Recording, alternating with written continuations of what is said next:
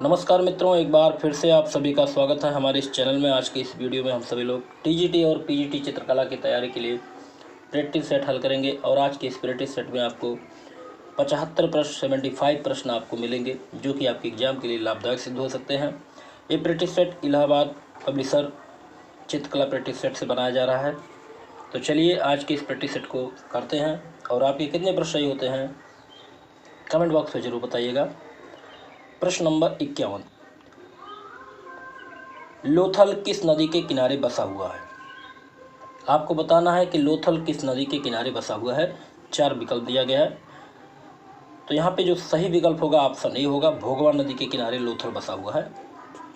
अगला प्रश्न देखते हैं, प्रश्न नंबर 52, कालीबंगा जहाँ से सिंधु सभ्यता के अनेक महत्वपूर्ण अवशेष प्राप्त हुए हैं, वर्तमान में राजस्थान के किस जिले में है? बताइए, कालीबंगा राजस्थान के किस जिले में स्थित है? तो सही जवाब यहाँ पर क्या होगा? तो जितने लोगों ने ऑप्शन सी जवाब दिया बिल्कुल सही है, गंगानगर। तो कालीबंगा कहाँ पर है? इस समय गंगानगर जिले में स्थित है।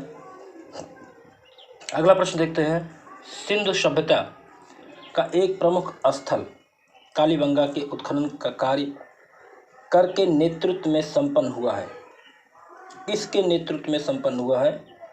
सही जवाब क्या होगा? तो सही जवाब होगा यहाँ पे ऑप्शन ए, बी बिलाल। अगला प्रश्न देखते हैं, प्रश्न नंबर 54, सिंचाई के लिए नहर के प्रमाण किस स्थल से प्राप्त हुए हैं? सिंचाई के लिए नहर के प्रमाण किस स्थल से प्राप्त हुए हैं? सही जवाब क्या होगा? इस प्रश्न का जो सही जवाब है ऑप्शन ए, मालवड़। अगला प्रश्न है, हड़प्पा वासियों की लिपि किस प्रकार की है? हड़प्पा वासियों की जो लिपि है वो किस प्रकार की है?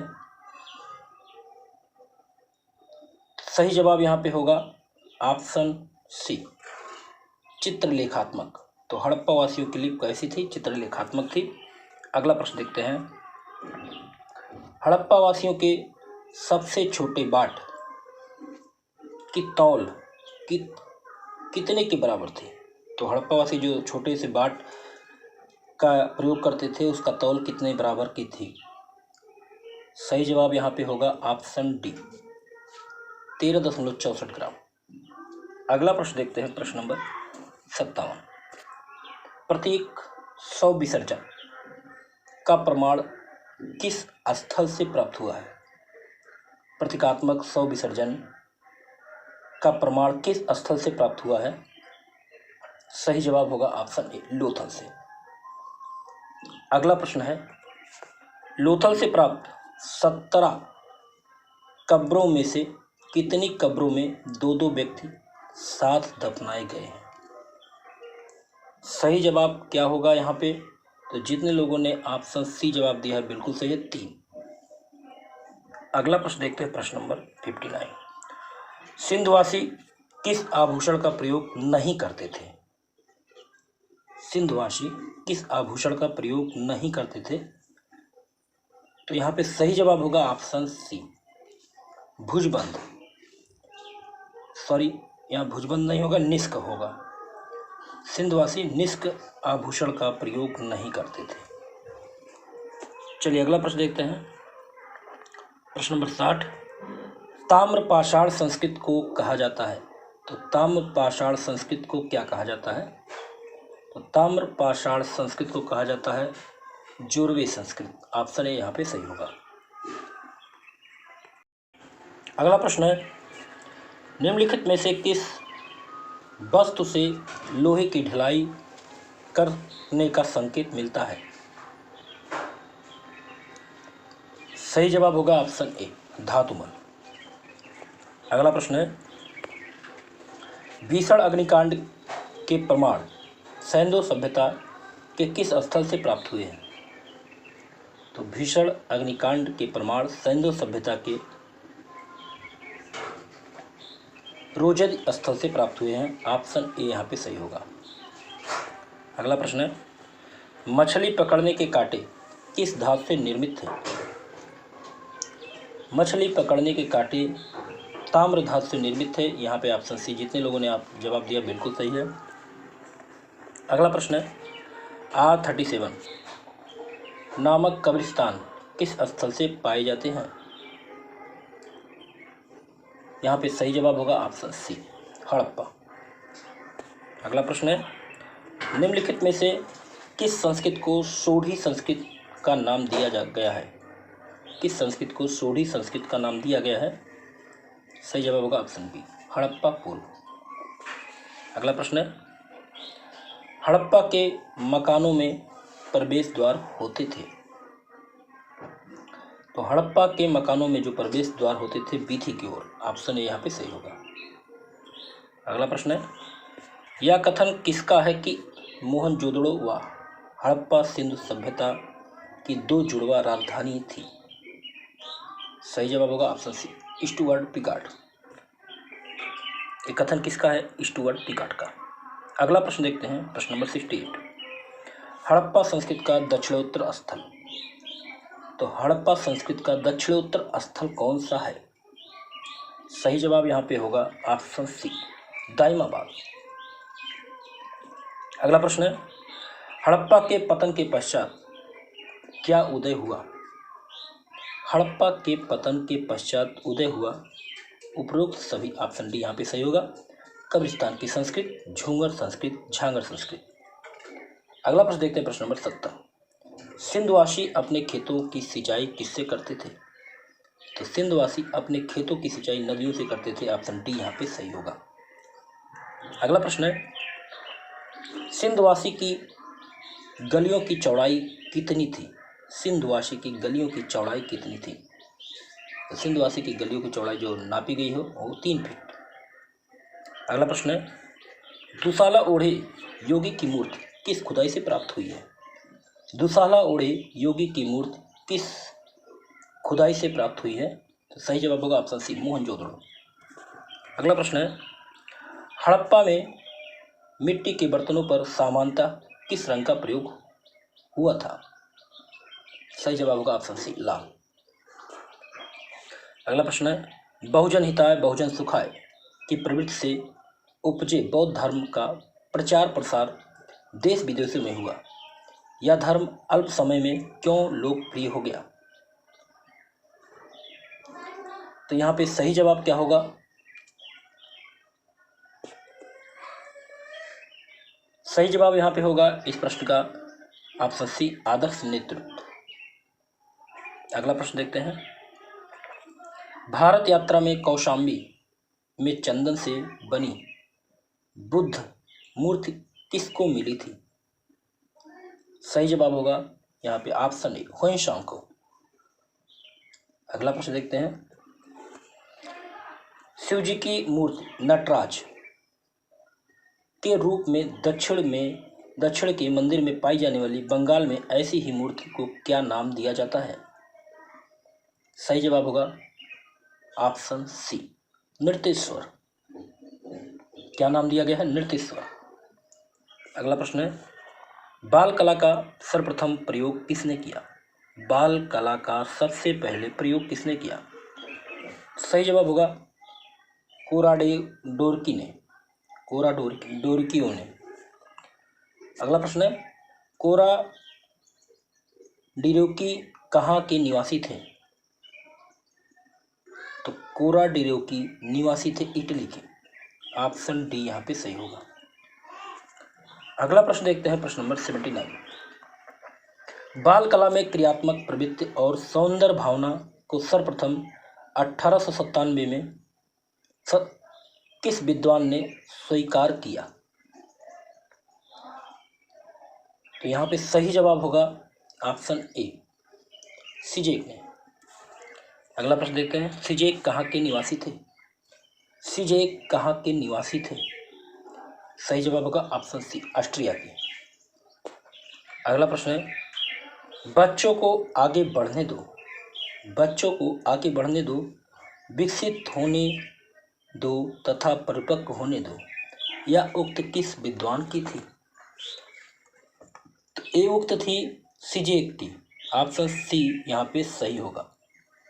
सीजेक ने कहा था बच्चों को आगे बढ़ने दो, विकसित होने दो तथा परिपक्व होने दो।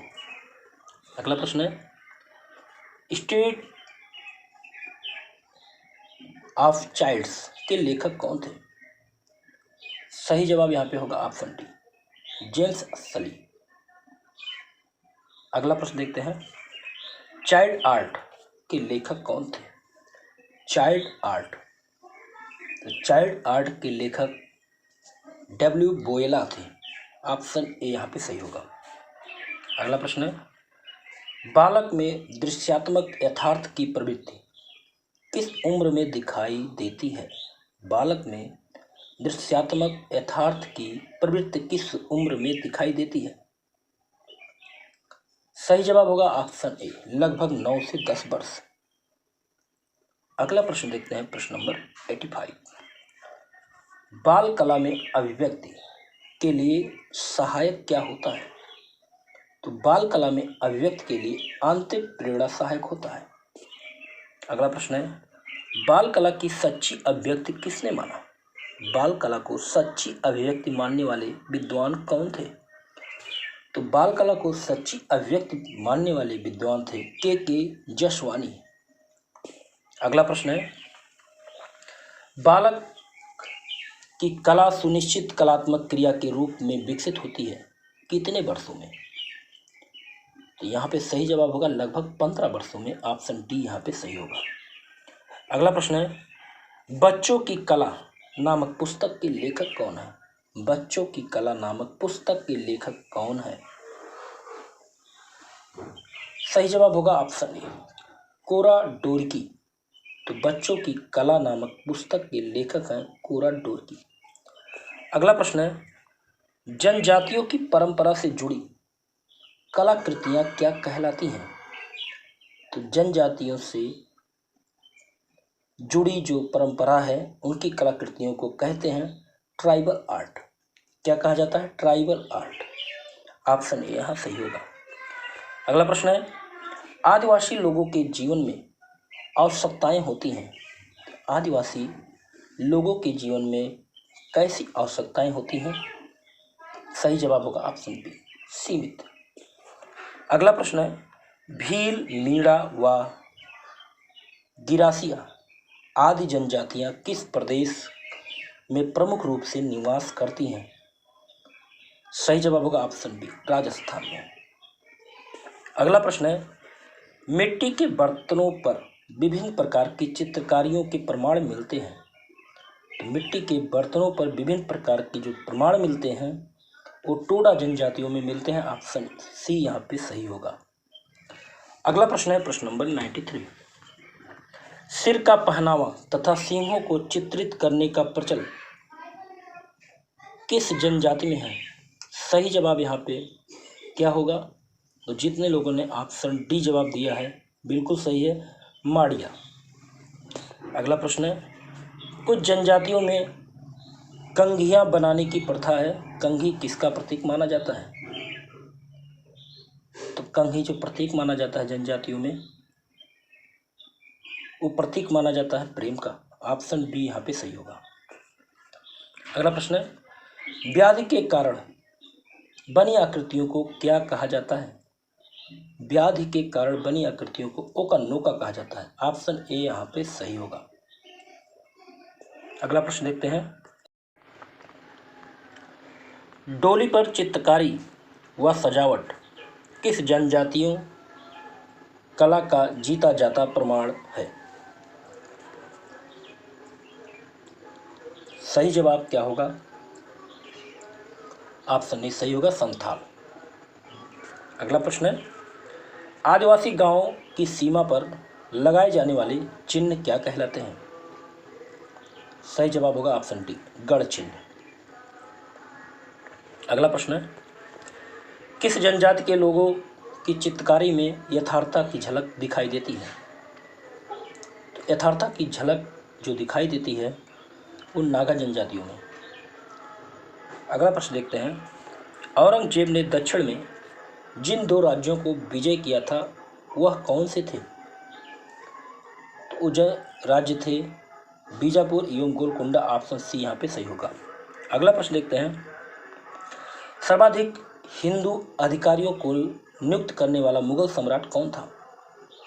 जिसके कार्यकाल में सबसे ज़्यादा हिंदू अधिकारी थे यहाँ पे सही जवाब होगा ऑप्शन डी, औरंगजेब। अगला प्रश्न है, जजिया को किसके शासनकाल में पुनः लगाया गया था? जजिया जो कर लगाया गया था वो पुनः किसके शासनकाल में लगाया गया था? इन विकल्पों में क्या सही है? तो बिल्कुल सही जवाब होगा ऑप्शन बी, औरंगजेब।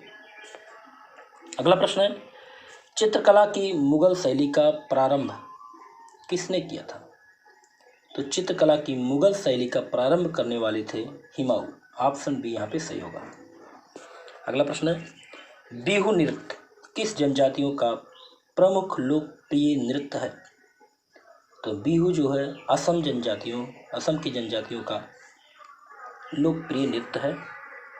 अगला प्रश्न है, कर्म नृत्य किस जनजातियों के लोगों में लोकप्रिय है? कर्मा, सही जवाब होगा ऑप्शन ए, गौड़ जनजातियों के लोगों में सबसे ज़्यादा प्रिय है। अगला प्रश्न है, मिट्टी, पत्थर, लकड़ी, बांस, खनिज पदार्थ, धातु एवं पशुओं की खाल आदि सामग्री चित्रांकन हेतु प्रयोग किया जाता है। सही जवाब होगा ऑप्शन ए, आदिवासियों की कलाकृतियों में। अगला प्रश्न है प्रश्न नंबर 106, भारतीय चित्र पद्धति नामक पुस्तक किसने लिखी? सही जवाब होगा ऑप्शन डी, शैलेंद्र नाथ टी। अगला प्रश्न देखते हैं प्रश्न नंबर 107, बुझी लौ नामक चित्र किस कलाकार का है? बुझी लौ, सही जवाब होगा ऑप्शन ए, अब्दुल रहमान चुगताई। बुझी लौ नामक जो चित्र है वो अब्दुल रहमान चुगताई का है। अगला प्रश्न है, तुम केवल चित्रकार ही नहीं कवि भी हो, यही कारण है कि तुम्हारी तूलिका में रसधारा बहती है। यह कथन रविन्द्रनाथ टैगोर ने किसके लिए लिखा था? तो ये कथन रविन्द्रनाथ टैगोर ने लिखा था असित कुमार हलदर के लिए। ऑप्शन सी यहाँ पे सही होगा। वेरी इंपॉर्टेंट प्रश्न है। अगला प्रश्न देखते हैं प्रश्न नंबर 109, संकोची होने के कारण आत्म प्रचार से भी दूर रहे तथा अपनी कला को वादग्रस्त नहीं बनाया, किसने? तो सही जवाब यहाँ पे होगा ऑप्शन बी, जितेंद्र नाथ मजूमदार। अगला प्रश्न देखते हैं, मुकुल डे ने Chicago society of etching artist में रहे थे किस पद पर? तो Chicago society of etching artist में मुकुल डे जो थे वो एक सदस्य के रूप में थे। ऑप्शन सी यहाँ पे सही होगा। अगला प्रश्न है, भिक्षुड़ी माँ नामक चित्र किसने चित्रित किया? तो भिक्षुड़ी माँ नामक चित्र सुधीर रंजन खासगीर ने चित्रित किया। ऑप्शन सी यहाँ पे सही होगा। अगला प्रश्न देखते हैं प्रश्न नंबर 112, मनपुरा आइलैंड 1970 नामक कुंडलिक चित्र किसने चित्रित किया? मनपुरा आइलैंड 1970 नामक कुंडलिक चित्र चित्रित किया था जैनुअल ऑब्दीन। ऑप्शन डी यहाँ पे सही होगा। चलिए अगला प्रश्न देखते हैं प्रश्न नंबर 113, दोपहर की चिलचिलाती धूप छांव नामक कृति को किसने चित्रित किया? सही जवाब क्या होगा? तो दोपहर की चिलचिलाती धूप छांव नामक कृति को चित्रित करने वाले महान कलाकार जॉर्ज किट हैं। ऑप्शन डी यहाँ पे सही होगा। अगला प्रश्न है, मास्टर ऑफ द माउंटेन्स के नाम से विख्यात कौन है? सही जवाब यहाँ पे होगा ऑप्शन बी, निकोलस रोरिक। अगला प्रश्न है, हुसैन ने फर्नीचर डिजाइनर का कार्य किस सन में किया? तो हुसैन ने फर्नीचर डिजाइनर का कार्य किया था 1941 में। अगला प्रश्न है, क्लाउन फार्मिंग नामक छापा चित्र किसने बनाया? सही जवाब होगा ऑप्शन ए, कृष्णा रेड्डी। अगला प्रश्न है, वह कौन सा कलाकार है जिसने 10 वर्ष की आयु में श्रवण शक्ति सुनने की शक्ति खो दी थी? ये 10 है, तो यहाँ पे सही जवाब होगा ऑप्शन डी, सतीश गुजराल। अगला प्रश्न देखते हैं, किसकी कला स्त्री पुरुष के संबंधों पर केंद्रित रही? सही जवाब होगा ऑप्शन डी, जितेन दास। जितेन दास की कला स्त्री पुरुष के संबंधों पर केंद्रित रही। अगला प्रश्न है, महेंद्र कुमार शर्मा सुमहेंद्र किस रूप में प्रसिद्ध है? सही जवाब होगा ऑप्शन ए, चित्रकार मूर्तिकार। अगला प्रश्न है, वर्तमान में जवाहर कला केंद्र जयपुर में सुमहेंद्र किस पद पर कार्यरत थे? सही जवाब होगा ऑप्शन सी, प्रदर्शनी अधिकारी। अगला प्रश्न है, किस चित्रकार के चित्रों का शीर्षक अनटाइल्ड रहता है? सही जवाब यहाँ पे होगा ऑप्शन सी, विद्याधर उपाध्याय। अगला प्रश्न है, शिल्प जय हिंद एवं कंडोलेंस में क्या प्रयोग हुआ? सही जवाब होगा ऑप्शन ए, कांसे का। अगला प्रश्न है, धनराज भगत के शिल्प में वेल्डेड कॉपर प्रयोग हुआ है? सही जवाब होगा ऑप्शन ए, बांसुरी वादक। अगला प्रश्न देखते हैं, दक्किस नामक शिल्प में क्या प्रयोग हुआ है? तो दक्किस नामक शिल्प में जो प्रयोग हुआ लकड़ी प्रयोग हुआ है, ऑप्शन बी यहाँ पे सही होगा। अगला प्रश्न और इस वीडियो का लास्ट प्रश्न है, द किंग शिल्प में प्रयोग हुआ है किस चीज़ का? तो द किंग में प्रयोग हुआ है वुड एंड ब्रॉन्ज नेल्स का। ऑप्शन ए यहाँ पे सही होगा। तो यहाँ पे आपके 125 प्रश्न पूरे होते हैं। उम्मीद है आपको ये वीडियो अच्छा लगा होगा, और अगर वीडियो मित्रों अच्छा लगे तो वीडियो को ज़रूर लाइक कीजिए। आपसे एक ही गुजारिश है कि आप वीडियो को लाइक ज़रूर करें और शेयर करें अधिक से अधिक लोगों को। अगले वीडियो में फिर मिलते हैं, तब तक के लिए जय हिंद जय भारत।